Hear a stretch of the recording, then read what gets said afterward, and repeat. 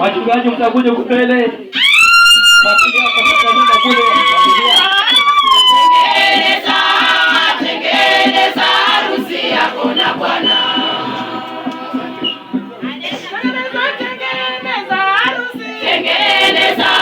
Tengeneza harusi yako na Bwana. Ndugu zake, dada zake. Tengeneza makao yako na Bwana.